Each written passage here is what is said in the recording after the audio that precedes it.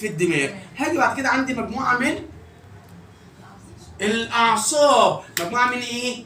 الاعصاب. ايه الاعصاب المشتركه معايا في عمليه انتاج الكلام؟ العصب السابع او العصب او عصب الوجه. قلنا العصب السابع اسمه عصب الايه؟ الوجه. مسؤول عن ايه؟ الحركه.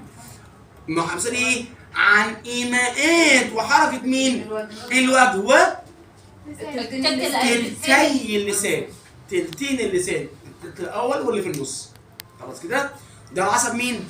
السابع. بعد كده عندي العصب التاسع اسمه البلعومي. اللسان البلعومي.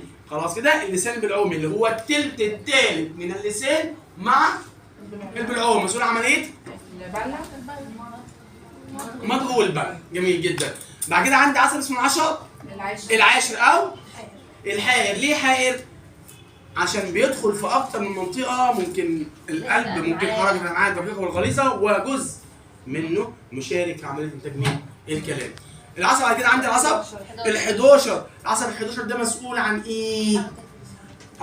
مسؤول، اسمه العصب الاضافي، مسؤول عن حركه الراس والمضغ. خلاص كده؟ حركه الراس والايه؟ والمضغ. طيب عندي كمان عصب مين؟ ال12 او تحت اللسان. تحت اللسان مسؤول عن ايه؟ حركة اللسان.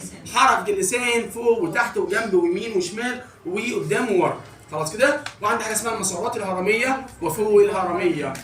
خلاص؟ دي اللي احنا اتكلمنا عليها. طب علم التخاطب، يعني ايه تخاطب؟ الوسيله اللي بيتكلم بيها المجتمع. جميل. ده علم التخاطب. قلنا ده علم الطب ليه؟ الحديث اللي بيهتم بايه؟ بامراض اللغه. خلاص كده؟ او اضطرابات مين؟ اللغه. اضطرابات مين؟ اللغه. وقسمنا اضطرابات اللغه عندنا كام قسم؟ 3 اضطرابات. ايه هما؟ اللغه والكلام والصوت. عندي لغه وكلام وصوت. فهم دول ال3 اضطرابات اللي بيتعامل معاهم علم التخاطب. بيتعامل معاهم مين؟ علم التخاطب. جميل جدا. بعد كده عشان اقدر افهم ده لازم افهم يعني ايه لغه. ايه هي اللغه؟ هي نص من الرموز والاشارات التي تم الاتفاق عليها بين البشر او مجموعه من البشر، وهي وسيله مهمه للتفاهم والتواصل ما بين افراد المجتمع. جميل جدا.